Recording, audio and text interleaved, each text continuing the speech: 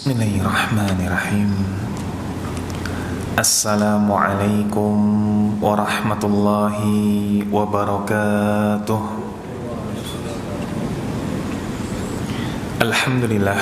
Alhamdulillahilladzi bini'matihi tatimmus salihat wa bifadlihi ihtadal muhtadun. Allahumma salli wa sallim ala habibina wa qudwatina Muhammad sallallahu alaihi wa ala alihi wa sallam wa man ihtada bihadihi wastanna bisunnatihi wa qtada biqudwatihi ila yaumiddin, amma ba'd. Alhamdulillah, ikhwatal iman, ahbakumullah, para jamaah sekalian, saudara-saudariku yang mencintai sunnah dan dicintai oleh Allah Azza wa Jal.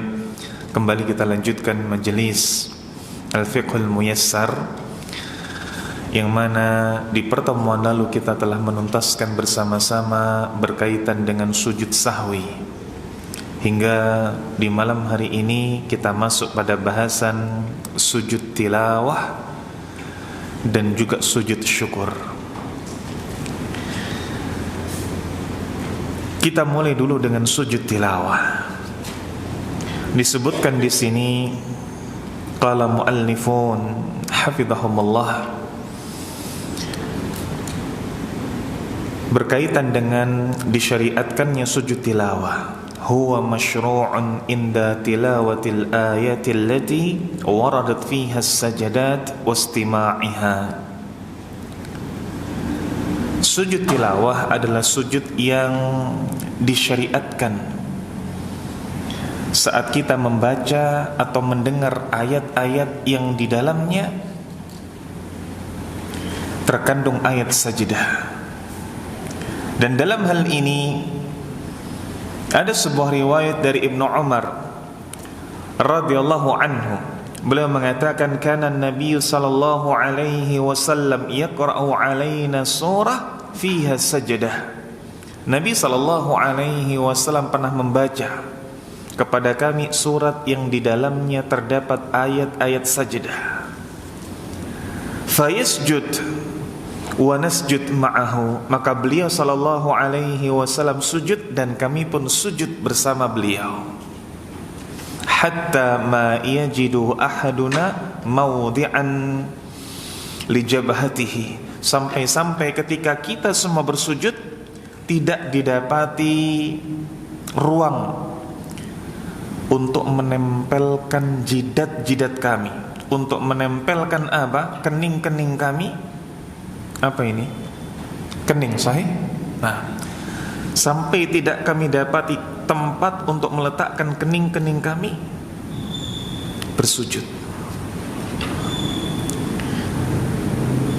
Maka di sini dalam riwayat Ibnu Umar ada beberapa pelajaran yang bisa kita petik. Yang pertama, betapa responsifnya para sahabat dengan apa yang dilakukan oleh Nabi sallallahu alaihi wasallam. Ketika dikatakan Nabi sallallahu alaihi wasallam membacakan kepada kami ayat-ayat sajdah, fayasjud fanasjudu ma'ahu, beliau bersujud maka kami pun segera sujud bersama dengan beliau. Yang kedua, selain responsifnya para sahabat, bagaimana kesungguhan para sahabat sampai-sampai ketika bersujud bersama-sama, yakni dengan mendengar ayat sajdah tersebut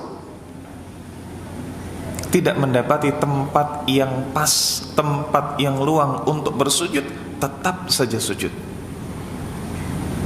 Ini kesungguhan para sahabat dalam mendirikan sunnah. Maka kalau hal ini kita bawa pada kondisi kekinian, tentu saja adalah perkara yang membuat kita mengelus dada. Bagaimana kita mudah meninggalkan sunnah, bagaimana kita mudah untuk meninggalkan sesuatu yang jelas-jelas ada dalilnya dengan alasan ini bukan sesuatu yang wajib. Baik. Berikutnya berkaitan dengan hukum. Para ulama menjelaskan, wa huwa sunnatun 'ala sahih hukumnya adalah sunnah menurut pendapat yang sahih. Kalau kemarin dalam sujud sahwi, di antara dua silang pendapat di kalangan para ulama antara sunnah dengan wajib, aina sahih, mana yang paling sahih? Sujud sahwi, pertemuan kita di pekan lalu, hukumnya berkaitan dengan sunnah atau wajib, mana yang sahih? Wajib. Di sini sujud tilawah dihukumi sahih atau dihukumi sunnah menurut pendapat yang sahih. Kembali kita lihat pada riwayat Ibnu Umar di atas, bagaimana ketika Nabi SAW yasjud wa nasjudu ma'ahu. Ketika mereka melihat Nabi SAW sujud, langsung ikut sujud tanpa kemudian bertanya, ahadihi sunnah aw wajib. Tidak dulu bertanya, apakah ini sujud yang wajib wahai Rasulullah, apakah ini sujud yang sunnah. Sekali lagi, inilah responsifnya para sahabat melihat apa yang dilakukan oleh Nabi, lalu kemudian mereka mengikutinya. Baik, dari mana pendapat yang sahih bahwasanya hukum sujud tilawah ini sunnah? Karena didapati pula dalam riwayat yang lain, bagaimana Zaid ibn Thabit, yang kita kenal dengan sekretarisnya Nabi SAW, penulis wahyunya, yang diutus oleh Nabi SAW, disebutkan, faqad qara'a Zaid ibn Thabit ala Nabi SAW min suratin Najm falam yasjud fiha. Didapati Zaid ibn Thabit membaca surat An-Najm di hadapan Nabi SAW, wa fi tilka surah ayat as-sajdah, dan di dalam surat tersebut ada ayat-ayat sajdah. Dan beliau radhiyallahu an di hadapan Nabi tidak sujud. Sehingga poinnya, seandainya sujud tilawah ini adalah sesuatu yang wajib, pasti Nabi akan mengingatkan Zaid ibn Thabit. Dan tidak dimarahi Zaid ibn Thabit oleh Nabi SAW dengan hal tersebut. Taib. Berikutnya,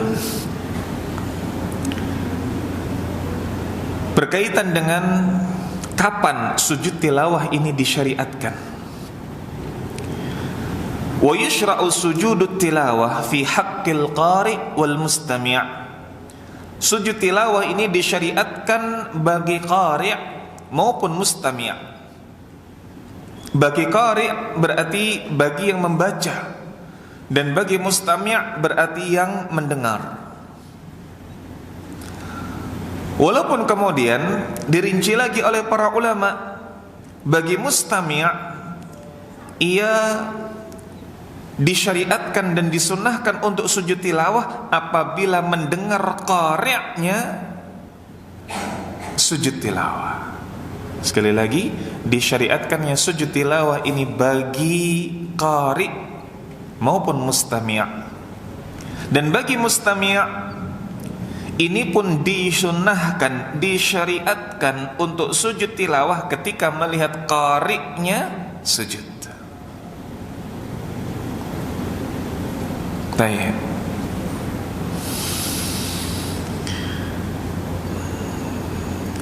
Hal ini sebagaimana diriwayatkan dari Ibnu Umar dalam riwayat di atas, fayasjudu wa nasjudu ma'ahu. Ketika beliau SAW membacakan kepada kami sebuah surat yang di dalamnya ada ayat sajdah, beliau sujud maka kami pun sujud. Nah, beliau sujud maka kami pun sujud. Lalu bagaimana kalau ada seseorang yang tunarungu? Ketika ia mendengar atau dia tidak bisa mendengar apapun, dia hanya bisa membaca, sehingga ketika kemudian di sana ada orang yang membaca ayat sajdah, jelas-jelas di situ ayat sajdah. Karena nanti akan kita dapati ayat sajdah ada yang dipersilang pendapatkan oleh para ulama, ada yang diyakini dan disepakati oleh para ulama. Ketika ia membaca sebuah surat atau ayat sajdah yang tidak ada perselisihan di kalangan para ulama, dan orang tersebut sujud, bagaimana bagi orang yang tunarungu? Ikut sujud atau tidak? Ikut sujud atau tidak? Tidak. Nah, karena ia tidak mendengar, dan dia sujud hanya ketika ia membaca sendiri. Atau kalau kemudian kita bawa kepada kondisi keterbatasan tunarungu yang ia mungkin menyimak, sebagaimana mungkin kalau antum pernah melihat orang-orang yang tunawicara dan tunarungu menggunakan isyarat sebagai bahasa komunikasi mereka. Kalau kemudian orang yang tunarungu ini mungkin melihat sahabatnya, temannya membaca Al-Quran dengan apa? Dengan isyaratnya. Dan dia mengetahui bahwasanya isyarat tersebut dalam surat yang di dalamnya ada sujud tilawah, maka yang dilihat dengan bahasa isyarat sujud, ia pun sujud. Nah, baik. Lalu bagaimana dengan sujud tilawah yang ada di dalam salat? Ketika seorang imam membaca surat, di dalamnya ada sujud tilawah, apakah sujud tilawah berlaku di dalam salat?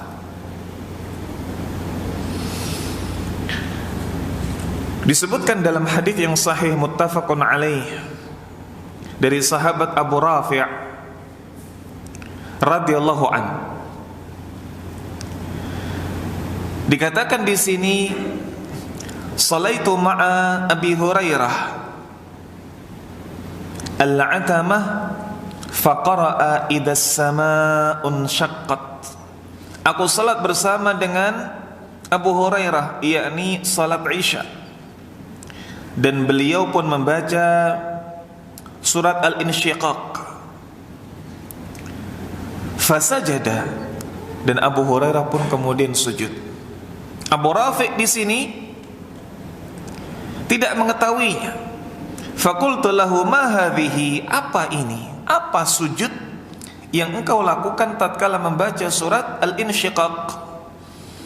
Qal sajadtu biha khalfa Abil Qasim fala azalu asjudu biha hatta alqah.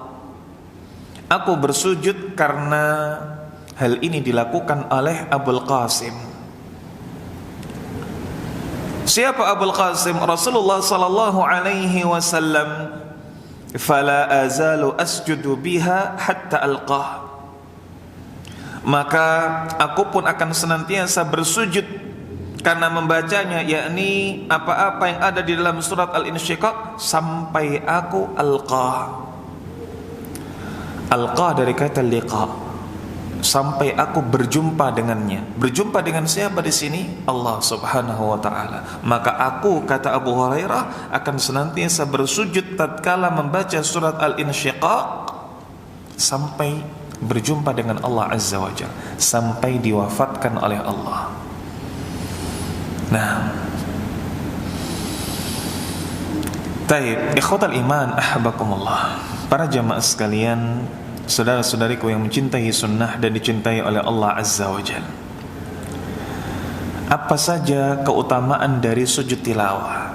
Ketika dikatakan bahwasannya sujud tilawah ini adalah sunnah, apa faedahnya? Apa hikmah? Begitu pula ganjaran yang disampaikan oleh Nabi berkaitan dengan sujud tilawah. Disebutkan dalam hadis dari Abu Hurairah radhiyallahu an bahwa di antara keutamaan sujud tilawah adalah mencela syaitan. Nabi sallallahu alaihi wasallam mengatakan, "Idza qara'a ibnu Adam as-sajdah fasajada i'tazala syaitan yabki. Apabila anak Adam ini melewati ayat-ayat sajdah dan kemudian sujud, maka syaitan akan menjauhkan diri mereka darinya, yabki, sembari menangis. Kenapa kok demikian? Yaqulu syaitan ya wailah umira banu Adam bisujud fasajada. Sungguh celakalah, anak Adam ini diperintahkan untuk sujud dan mereka pun sujud. Wa umirtu bisujud fa abaitu falyannar, dan aku diperintahkan untuk sujud sementara aku enggan, maka bagiku neraka. Maka seakan-akan sujud kita tatkala membaca ayat sajdah atau tatkala mendengar ayat sajdah dibacakan, sujud kita adalah sujud yang menampar dan memalukan syaitan, mencela syaitan. Bagaimana ketaatan kita kepada Allah atas perintah sujud, sementara syaitan diperintahkan oleh Allah lalu membangkang. Nah, para jamaah sekalian, saudara-saudaraku yang mencintai sunnah dan dicintai oleh Allah Azza wa Jalla, ketika membahas tentang sujud tilawah, ketika mendapati berkaitan dengan sujud tilawah, maka banyak para ulama yang juga memberikan perkataannya terkait untuk seruan hal ini. Di antaranya adalah apa yang disampaikan oleh Imam Ahmad bin Hanbal berkaitan dengan sujud tilawah. Beliau mengatakan,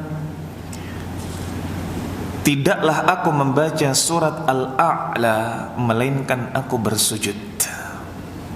Tidaklah aku membaca surat Al-A'la melainkan aku bersujud. Artinya apa? Artinya beliau Imam Ahmad bin Hanbal hampir setiap pekan pasti bersujud tilawah. Kenapa? Karena di sana ada kondisi-kondisi di mana kita disunnahkan untuk membaca surat Al-A'la. Kapan itu? Ketika salat Jumat. Nah, ketika salat Jumat. Nah, ikhwatal iman, ahbakumullah, apa saja ayat-ayat sajdah di dalam Al-Quran? Ada kurang lebih sekitar 15 ayat sajdah, antara 15 atau 16, karena ada silang pendapat di sini. Yang pertama, ayat sajdah ada dalam surat Al-A'raf ayat 206. Begitu pula ada di dalam surat Ar-Ra'd ayat 15. Yang ketiga ada dalam surat An-Nahl ayat 49 sampai 50. Yang keempat ada dalam surat Al-Isra ayat 107 sampai 109. Yang kelima ada dalam surat Maryam ayat 58. Berikutnya ada dalam surat Al-Hajj ayat 18. Berikutnya dalam surat yang sama, yakni Al-Hajj ayat 77.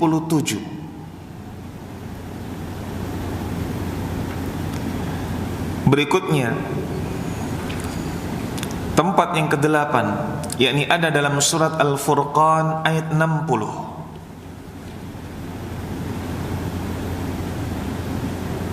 Berikutnya ada dalam surat An-Naml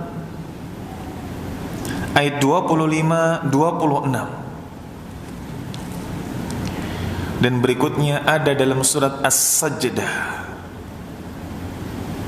ayat 15. Lalu ada surat Shad ayat 24. Lalu ada pada surat Al-Insyiqaq yang tadi disebutkan dalam hadis Abu Rafi, apa yang dibaca oleh Abu Hurairah radhiyallahu an. Surat Al-Insyiqaq ada di ayat 20, 21. Begitu pula ada dalam surat Al-Alaq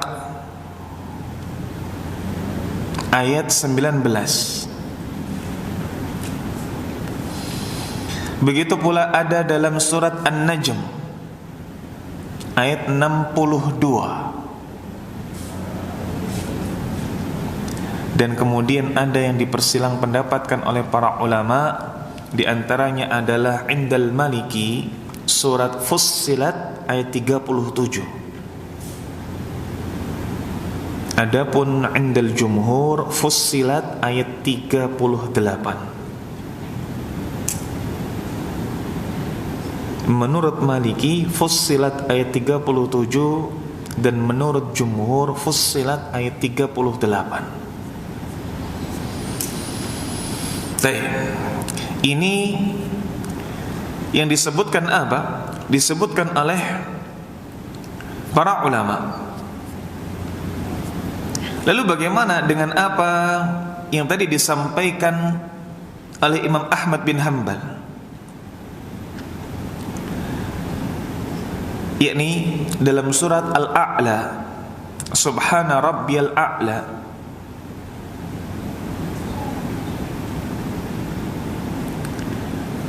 Maka ini adalah sesuatu yang diperselisihkan pula oleh para ulama, dan inilah pendapat dari beliau. Inilah pendapat dari beliau.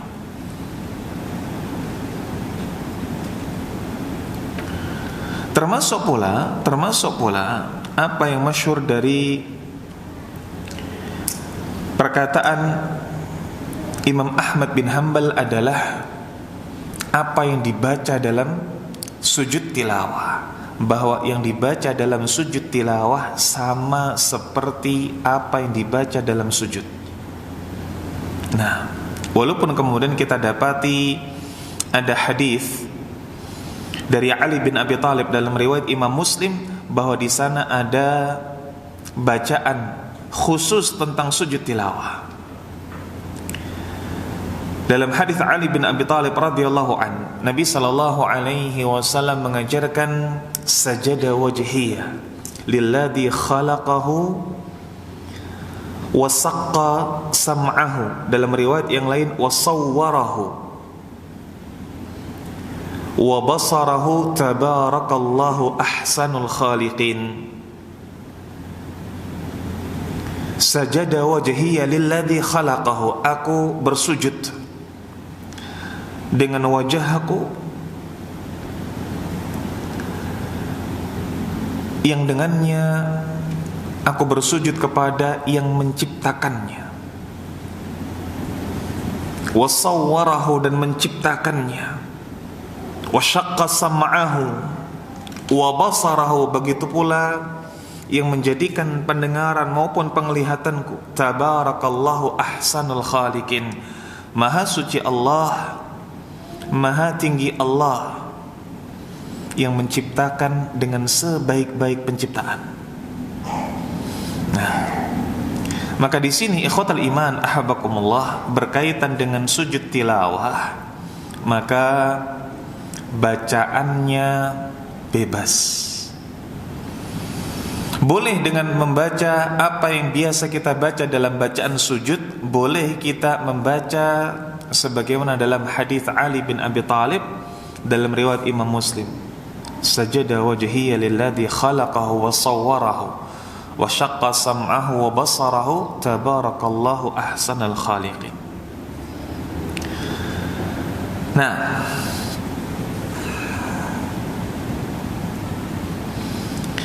Berikutnya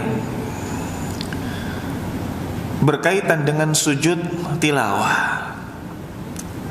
Ada poin yang perlu kita ingatkan pula, bahwa sujud tilawah ini sesuatu yang sebagian ulama mempersyaratkan atau menganjurkan, lebih tepatnya menganjurkan, dimulai dari kondisi berdiri dengan takbir yang bukan takbiratul ihram. Dimulai dari kondisi berdiri dengan takbir yang bukan takbiratul ihram. Artinya apa? Tidak perlu di sana sendakep. Dari kondisi berdiri takbir saja untuk sujud, dan mengangkat kembalinya pun dengan sujud. Mengangkat kembalinya pun dengan takbir. Dimulai dengan takbir, bangkit dari sujudnya pun dengan takbir, dan tanpa dengan salam. Tanpa dengan salam, hanya takbir saja tatkala sujud dan bangkit dari sujud. Bagaimana dengan syarat taharah? Apakah juga berlaku dalam hal ini? Sebagaimana sujud sahwi, maka harus dalam kondisi tahir, harus dalam kondisi suci, karena itu adalah bagian dari salat, alias mengganti dan menyempurnakan apa yang luput darinya dari wajib-wajib salat atau rukun-rukun salat. Apakah sujud tilawah juga dipersyaratkan dalam kondisi suci? Maka para ulama mengatakan iya. Para ulama mengatakan iya. Sebagian merinci bahwa sujud tilawah ini harus dalam kondisi suci ketika ia lakukan dalam salat. Kalau tidak dilakukan dalam salat, sunnah. Dan ini insya Allah sesuatu yang makul, karena tidak mungkin seseorang ini ketika dalam salat dalam kondisi tidak suci, pasti dia suci. Adapun di luar salat, sebagian mengatakan sunnah, sebagian mengatakan sunnah. Dan kita pun insya Allah telah memahami bagaimana sunnahnya saat membaca Al-Quran dalam keadaan suci. Karena ketika kita membaca Al-Quran, dianjurkan dalam kondisi suci. Baik. Berikutnya para jamaah sekalian, kita masuk pada bahasan sujud syukur. Disebutkan di sini, istahabbu liman waradat alaihi ni'mah aw dufi'at anhu naqmah aw bushira biha ma yasurruhu ay yakhirra sajidan lillahi tabaraka wa ta'ala. Disunnahkan bagi yang mendapatkan nikmat, atau disunnahkan pula bagi yang diselamatkan dari musibah, au bisyira bima yasurruhu, atau ia mendapatkan kabar yang menggembirakannya. Untuk apa? Untuk bersujud dalam rangka bersyukur kepada Allah Azza wa Jalla. Untuk bersujud dalam rangka bersyukur kepada Allah. Karenanya dikatakan sebagai sujud syukur. Dan disebutkan di sini oleh para ulama, wala yushtaratu fiha istiqbal al-qiblah, walakin in istaqbalaha fahuwa afdal. Tidak dipersyaratkan oleh para ulama untuk menghadap ke arah kiblat. Berbeda dengan sujud sahwi, jelas harus ke arah kiblat. Berbeda dengan sujud tilawah, disunnahkan ke arah kiblat. Bahkan sebagian ulama memang sujud sahwi, sujud tilawah harus ke arah kiblat. Tetapi dalam sujud syukur tidak dipersyaratkan, alias bebas. Bahkan termasuk pendapat yang kuat, dan inilah pendapat yang masyhur dari Syekhul Islam Ibnu Taimiyah, disebutkan pula dalam Majmu' Fatawanya, bahwa sujud syukur tidak dipersyaratkan menghadap kiblat, tidak dipersyaratkan dalam kondisi suci.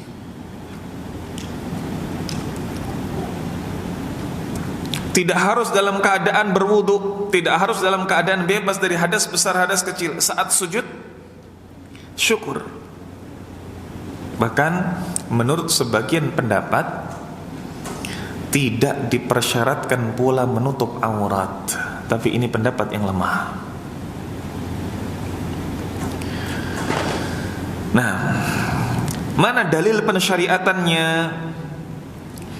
Dalil pensyariatannya adalah apa yang disampaikan oleh Nabi sallallahu alaihi wasallam dalam hadis riwayat Imam Abu Daud. Dikatakan dari Abu Bakrah radhiyallahu anna Nabiy sallallahu alaihi wasallam kana idza atahu amrun yasurruhu kharra sajidan syukran lillahi tabaraka wa ta'ala.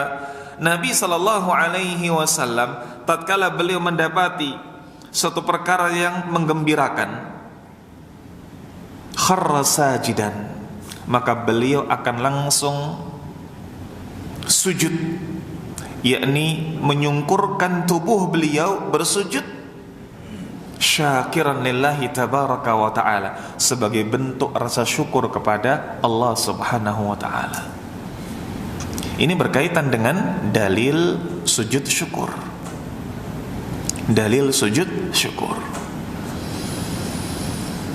Dan banyak sebetulnya bagaimana penjelasan dari kalangan para ulama tentang sujud syukur ini.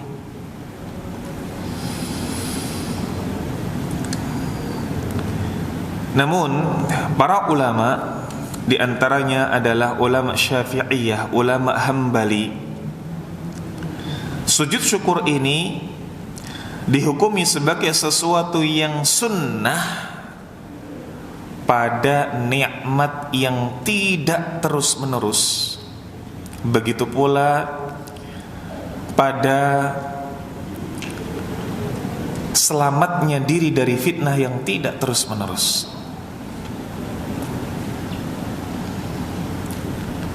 Disebutkan oleh para ulama, la yushra'us sujud listimrari ni'am li'annaha lan tanqati'. Tidak dipersyaratkan bahwasanya sujud syukur ini pada nikmat yang istimrar, nikmat yang terus menerus, nikmat yang dawam.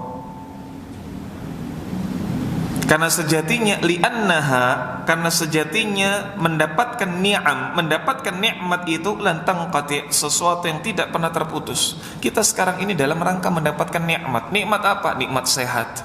Kita saat ini dalam rangka mendapatkan nikmat. Nikmat apa? Nikmat iman. Kita sekarang ini ada dalam nikmat. Nikmat apa? Nikmat waktu luang. Seandainya sujud syukur ini ada pada nikmat yang istimrar, ada nikmat yang dawam, maka kita tidak akan bisa melakukan apapun selain sujud. Nah, maka sujud syukur ini hanya pada nikmat yang insidentil, bukan pada nikmat yang memang sudah rutinitas. Antum dagang offline online, setiap dapat orderan masuk nikmat rezeki, maka bukan berarti setiap itu pula antum sujud.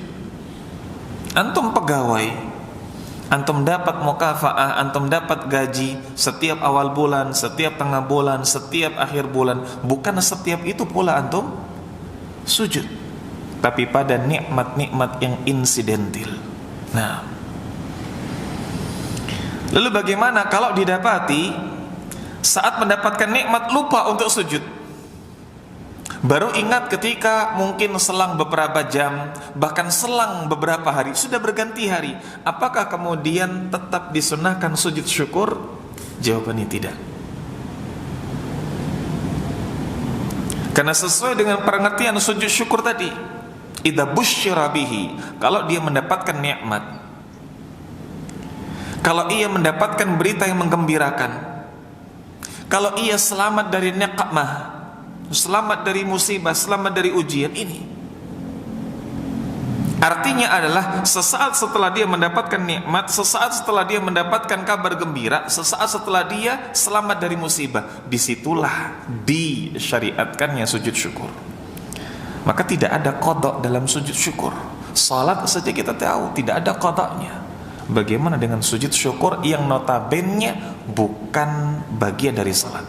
Karena yang tadi tidak disebutkan menurut pendapat yang rajih apa? Tidak dipersyaratkan untuk dalam kondisi suci karena bukan bagian dari salat. Dan disebutkan oleh para ulama berkaitan dengan tidak perlunya kita sujud syukur ketika terlupa. Wa tafutu sajdat asy-syukr bitulil fadl bainaha wa baina sababiha. Sujud syukur ini menjadi sesuatu yang tidak perlu lagi dilakukan kalau sudah berlalu lama saat ia mendapatkan sebab sujud syukur dan saat ia sadar harus sujud syukur. Kalau sudah ada jeda yang lama, tidak perlu sujud syukur lagi. Nah, tidak perlu sujud syukur lagi. Nah, baik, ikhwatal iman, ahbakumullah, para jamaah sekalian, saudara-saudaraku yang mencintai sunnah dan dicintai oleh Allah Azza wa Jal, berkaitan dengan sujud syukur,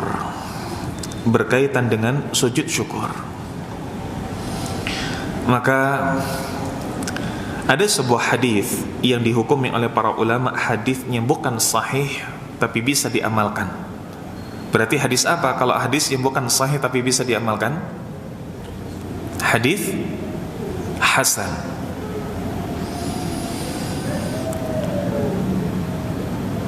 Dikatakan dari Nabi sallallahu alaihi wasallam, inna Jibril alaihi salam atani fabasyarani faqal inna Allah azza wa jalla yaqulu man shalla alaika sallaitu alaihi wa man sallama alaika sallamtu alaihi.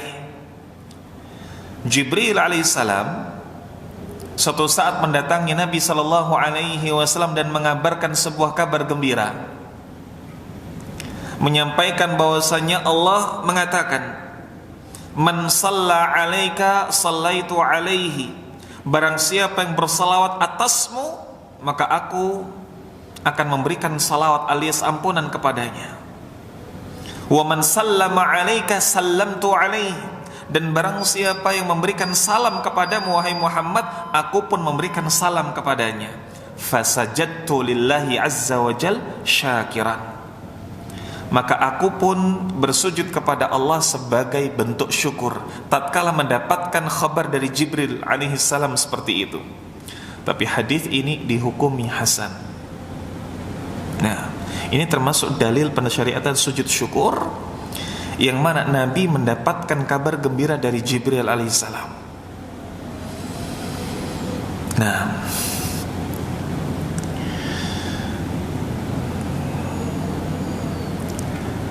dan banyak sekali dalil-dalil lainnya yang bisa dijadikan sebuah hujjah. Seperti ketika dikatakan saat Nabi sallallahu alaihi wasallam menerima surat yang berisi khabar tentang Islamnya para penduduk Yaman, maka Nabi pun kemudian bersujud sebagai tanda syukurnya kepada Allah Azza wa Jalla. Nah, hadis ini disebutkan dalam Al-Baihaqi dalam Syu'abul Iman, dan lagi-lagi ini hadis yang hasan. Hadis yang hasan. Maka sujud syukur ini termasuk di antara syiar Islam yang perlu untuk kita amalkan. Walaupun tidak dihukumi wajib, tapi sudah tidak sepantasnya kita untuk meremehkannya. Ini termasuk syiar. Nah, sayangnya syiar ini kadang tidak diletakkan pada tempatnya. Seperti apa? Seperti kita dapati ada pada selebrasi apa? Selebrasi pemain bola. Nah, selebrasi pemain bola ketika habis ngegolkan,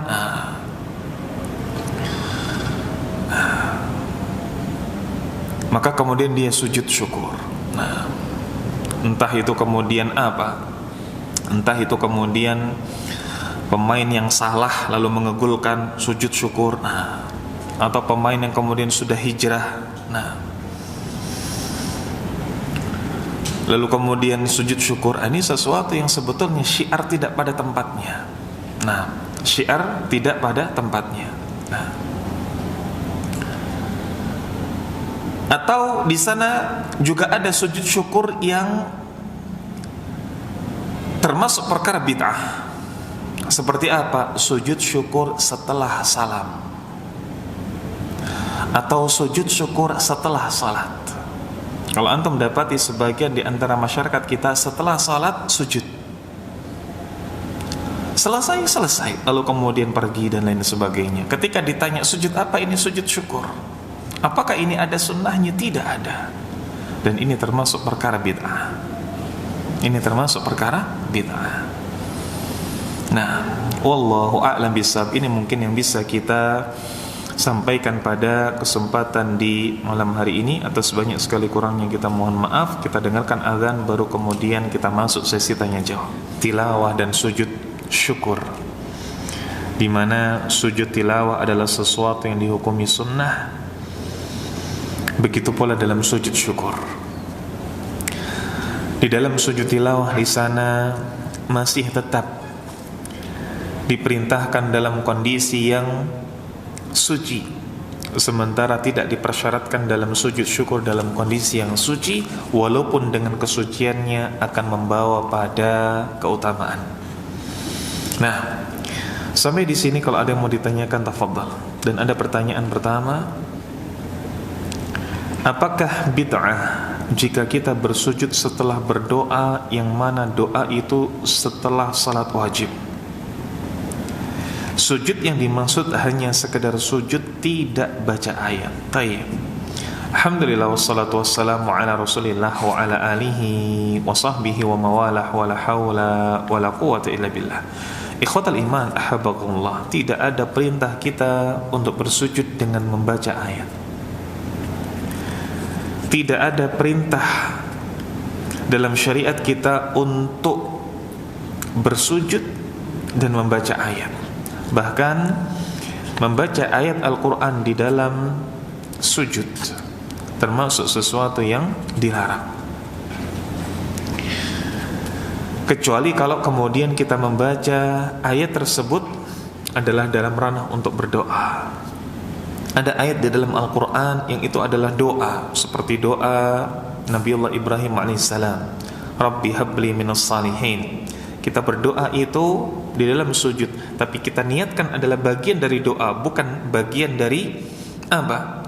Bukan bagian dari membaca ayat Al-Quran, maka tidak ada masalah. Tapi kalau kita sujud dan kita menyengaja membaca ayat Al-Quran, ini sesuatu yang dilarang.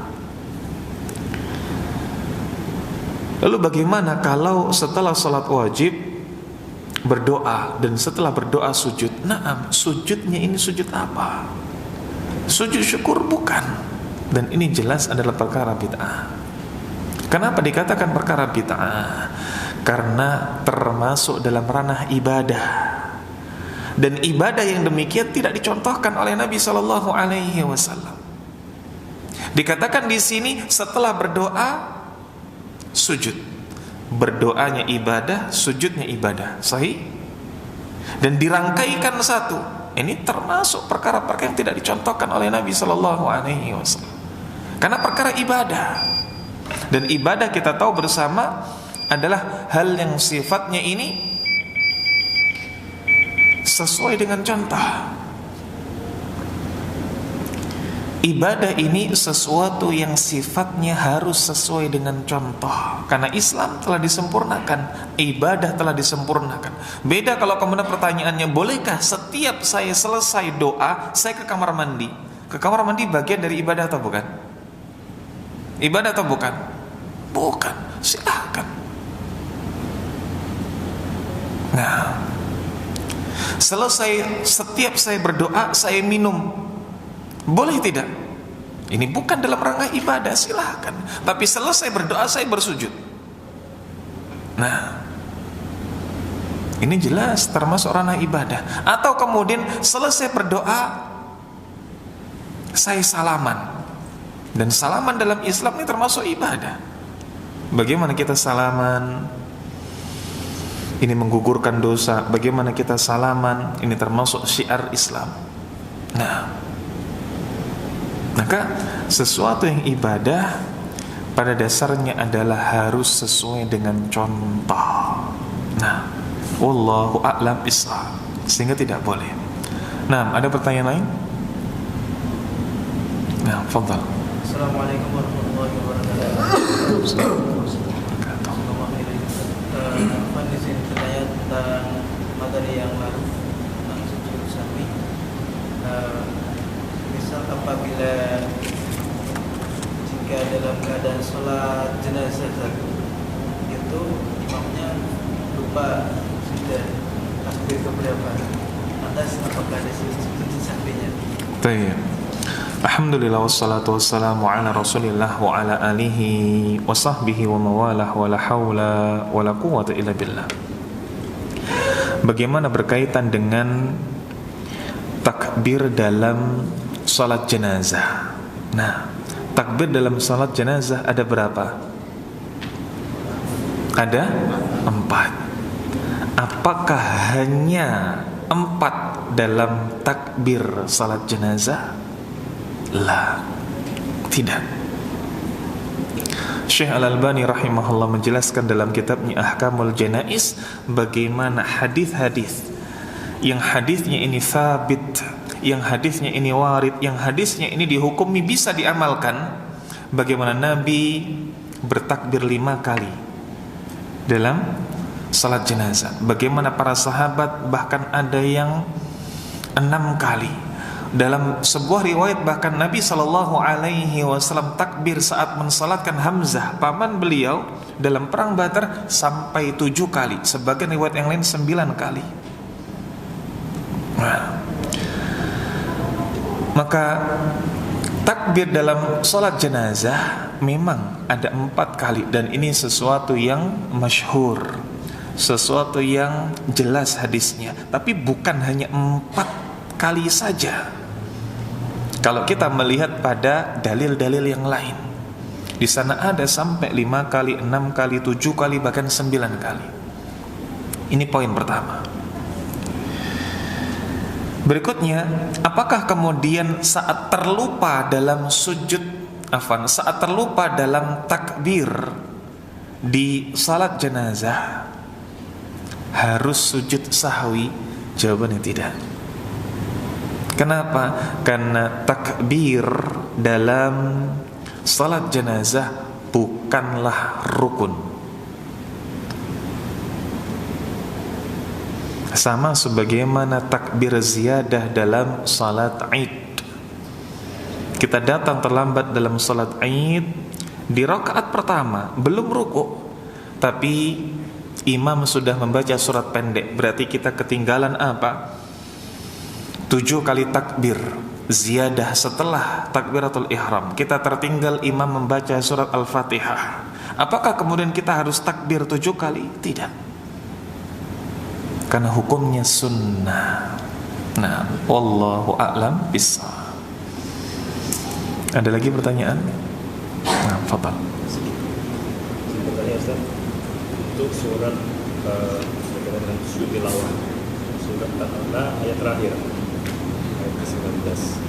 Ketika orang ini sujud tilawah dan bangkit lagi berdiri, karena di situ ayat terakhir, apakah disarankan membaca surat pendek lainnya atau begitu sholat berdiri langsung rukuk? Baik.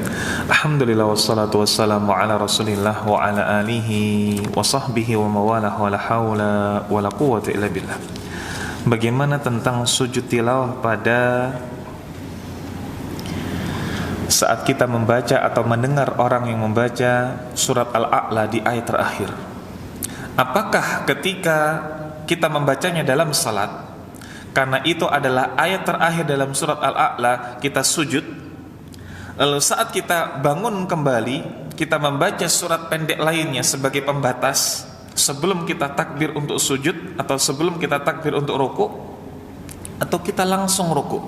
Jawabannya tidak perlu membaca surah pendek lainnya. Inilah mengapa tadi kita sampaikan termasuk perkara yang disunnahkan dan diberikan catatan oleh para ulama, sujud tilawah tanpa takbiratul ihram, tanpa salam, tetapi tetap dengan takbir. Tanpa takbiratul ihram, tanpa salam, tapi tetap dengan takbir, sehingga ketika dia sujud takbir, bangkit dari sujud pun takbir. Maka cukuplah takbir itu sebagai apa? Cukuplah takbir itu sebagai perpisahan dari gerakan yang satu dengan gerakan yang lain.